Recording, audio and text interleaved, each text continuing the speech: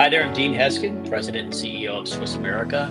And if you haven't been to our podcast before, know that you are tuned into the Secret War on Cash, where we take a look at some of the developments in our economy, in our financial markets, not only domestically, but what's happening globally or abroad. And I have with me my co-host, Chris Agelastos. Chris, how are you this morning? I'm doing well. Thanks for asking. Well, thanks for being here. My pleasure to ask, and nice having you as always. A lot's been happening, and we were getting into the kind of the teeth of the election season here. We're going to only a few short weeks, a little more, maybe over a month or so away from Yeah. when the election is going to take place. And as always, that does play a role, or it's a factor in what happens in our financial markets. However, we don't really need a whole lot of help from the elections this year, although they are helping, but to give us like a little shot of craziness as it relates to what's happening in the news wheel, what's happening in our financial markets, etc. This particular topic today, this is the first time we've covered anything like this in hmm all the podcasts we've done. And when I say this specific to this, and I make that distinction or differentiation there because, like everything in the economy, things are intertwined. Everything is related. So, and we'll get into that here. How this is a specific topic we haven't talked about, but the parallels that have been drawn or can be given are pretty consistent. As it relates to all the other things that we've been covering. So, with that being said, CC, our producer, is going to put on the screen there our first article, and it talks about this is how badly the port strike could wreck the U.S. economy. Those are pretty strong words. Yeah. This isn't a shock. I mean, we've seen things like this over the years, over our lifetime. When truckers go on strike, any type of workers who are producing, agriculturally speaking, or whatever products that finally make it into our grocery store, any type of disruption there, it can create some major havoc. Yeah. This being said, however, this is a very severe and very immediate situation that could create some havoc. In so much as that any disruption that we have in what it takes to get specifically, because this really relates to a lot of things, really everything in our economy. But as this relates to what's going on in our grocery stores in particular, Yeah. could be absolutely devastating. And I say that because, or I guess in perspective of the fact that our grocery stores, the prices in our grocery stores, the uh, inability families are, or difficulties, let's call it, they're having in buying groceries and putting food on the table. This couldn't happen at a worse time. Yeah. And they're not. This article is not any too encouraging because it doesn't, according to the article, and I'll let you kind of discuss this for our hmm listeners, Chris. But they don't really. It's a pretty small window of how long this strike can take place before we have some really serious problems. Yeah. Yeah. On the optimistic side, maybe it's a 1 to 2 week challenge where we have some backlogs, and it takes longer to get some of the things that you need. On the more damaging side of things, we could see big shortages. We could see major price increases. So they're specifically saying here, food and automobiles are the two categories that are the most vulnerable to these particular ports, being shut down right now during the strike. And just yesterday, I was speaking to a friend who works at a local, car dealership here, and he said they're already seeing prices go up on vehicles. They went sky high during COVID. I know a lot of people will remember, and they were finally getting back down to normal, and even discounts. Dealers were starting to offer discounts again, and some incentives to get people into cars. And just with this starting, I think it was Tuesday morning when this first started happening, the dealerships here locally, at least, are already starting to raise prices. So, we just had the Fed reduce interest rates by 0.5%, and things were starting to look okay. Maybe things are getting a little bit better. I know last we spoke, And now, if prices start to go up because of this, the Fed could be a lot more cautious about continuing to lower rates in the future. And this is, I didn't realize about half of our nation's goods come through these ports that are being affected. So, again, it's not like, like when we had the container ship, I think it was outside of Baltimore, hit a bridge, the south and the east. So it definitely could be a big problem. I mean, hopefully they can get this resolved, but right now it's not looking too good. No, not at all. And for all the reasons. In fact, getting straight into the next article here, it doesn't look good because, again, uh, products not being on the shelves in the grocery store, Yeah. prices of those products skyrocketing. But then we have, as you see here in this article by Tyler Durden, panic buying that is already spreading as the dock worker, strike gets underway.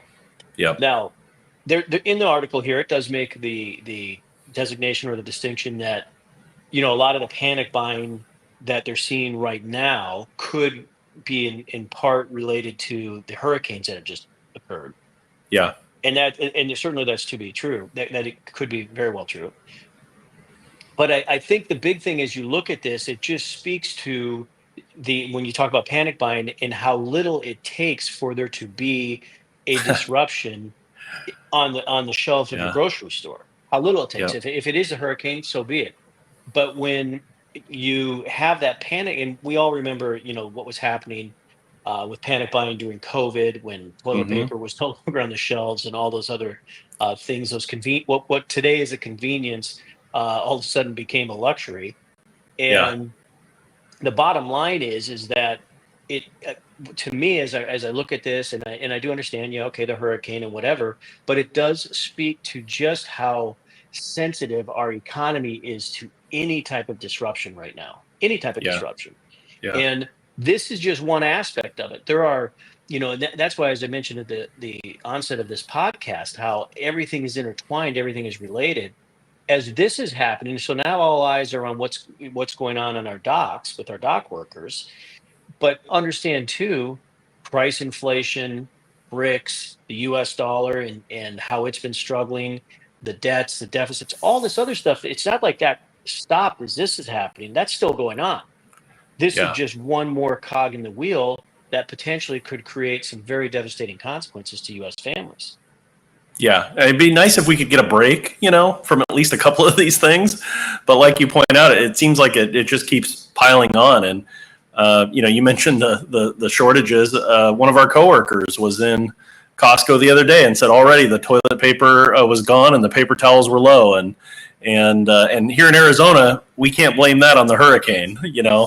Right. So it's definitely already happening. And it's just like another nail in the coffin, it seems. And what I also read in this article is they were talking about how much, I'm thinking about goods and services, how it's going to affect us, right? I need to make sure I have enough of maybe some food on hand and water and these types of things.